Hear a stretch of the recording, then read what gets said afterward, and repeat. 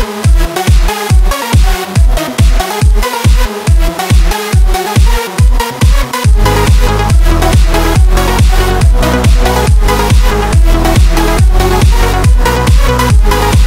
afternoon, and first of all, happy Diwali, and I'm so sorry, like it's a festival season and all you guys are here because it's a short notice. I understand, but any which ways, thanks a lot for being here.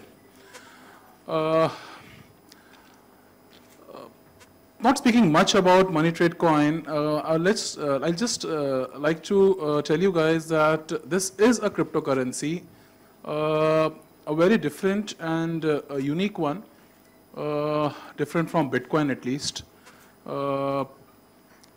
This cryptocurrency adheres the AML and KYC norms, and the main unique USP of this currency is this is a registered entity. We'll discuss in detail about the module and the functionality of this company. Thank you. Thank you, Mr. Lakhanpal. Your Excellency, if I may please request you to address. That we keep talking about everywhere. In India, cryptocurrency is still a gray area, but we are working very, very hard to legalize it. We've taken a lot of attempts to contact the government's official representatives to make sure. Please ask you to address the audience. Thank you. Thank you so much, Lara. Thank you. Firstly, very good afternoon and a very happy Diwali to each and every one of you. I'm sorry I'm fumbling. This is my first public presence in front of so much media and especially in the company of His Excellency. Now, getting back to work, so what we are trying to do here is there is a lot of ambiguity and negativity, especially in terms of how cryptocurrencies are addressed and dealt with in the economy today. I just want to touch base upon a few things. First of all, we are only looking at the currency aspect of this technology. There is more to it. The currency aspect of it is not even 1% of the entire technology and what it brings on table in terms of practical applications. Ledger keeping is just a small part of it. We also have smart contracts. We can have or a money transfer model worldwide. Our third hard fork is going to primarily concentrate on the RITS system, which is going to work primarily from Singapore and Malaysia. It's going to be partly based upon real estate and few other. Thank you, Mr. Bangera. Yes, Mr. Kazi. Now, ladies and gentlemen and members of the press, we'd like to throw the room open for any question and answers that you might have for our eminent dignitaries who are on the dais, please. Hi, this is Saket from Bloomberg here. It has allowed you to carry out financial transactions in the country. Let me be very clear. In my speech, I was very clear that the services what we are going to start up is going to be only the valid services. And till now, there is no regulator appointed or there is no information from the government side given about the cryptocurrencies. But yes, if you talk about the valid services, there are many valid services running in India. And we are one of those who are going to start soon. Yeah, but in your wallet, it won't be the Indian currency that's there, right? It's going to be a cryptocurrency that you yourself are operating. So let me be very clear. I've told this thing that in my wallet service in India, we'll be catering only with the Indian people and the banking transaction would happen in INR. Like if it's a banking transaction, it is going to be in INR. Well, ZapPay is an app which is basically used for Bitcoin transactions, Bitcoin holding and Bitcoin selling. The same model we have adhered with. We have taken up the, we have given in the memorandum of articles, the activity what we are going to run through. And apart from that, I have told very clearly that we have given a letter to the governor. Like once the amendment of rules happens, we will be adhering to that. But yes, if you talk about the currency, Bitcoin is also a cryptocurrency, and there are valid services already allowed in India since years.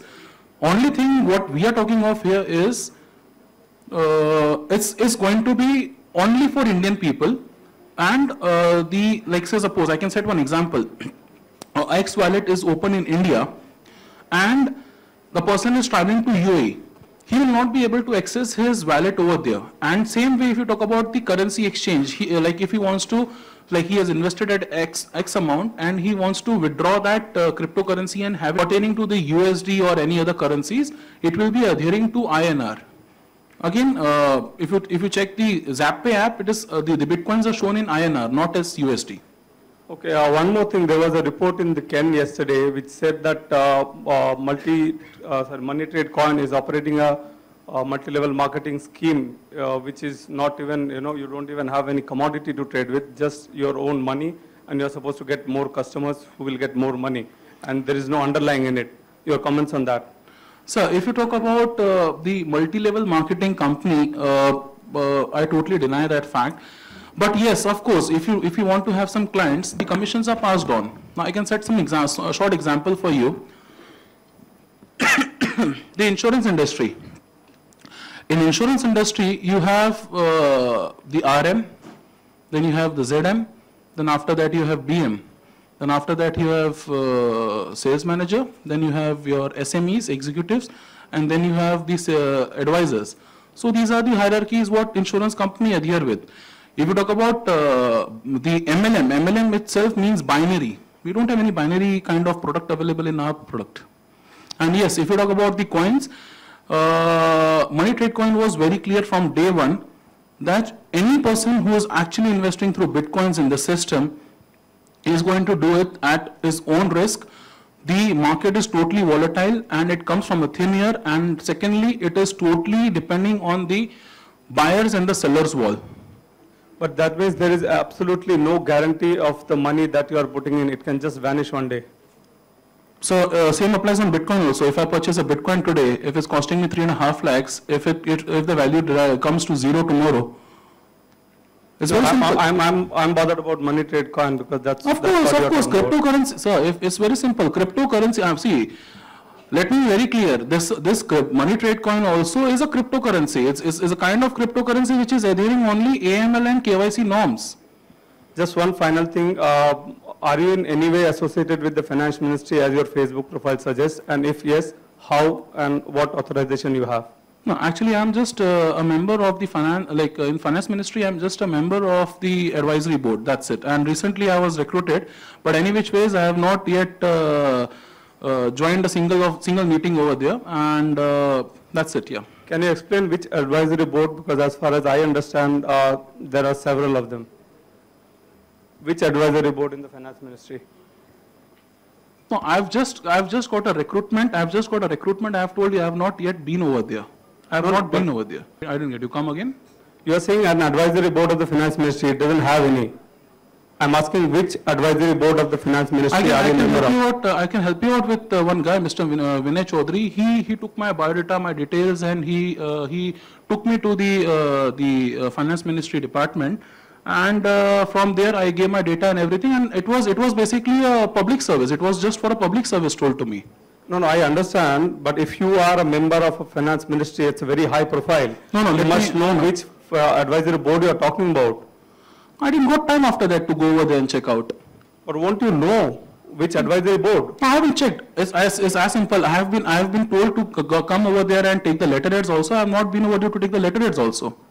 Thank you.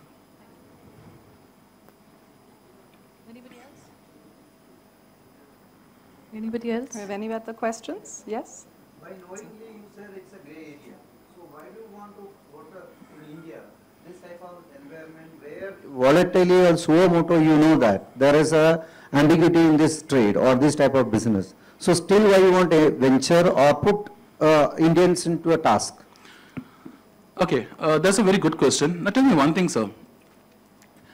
Today, if you talk about the cryptocurrency, are you aware how much people have invested in cryptocurrency, in Bitcoin, not of Bitcoin? So let's only speak on Bitcoin. Are you aware of that? Billions. It's in billions. Perfect.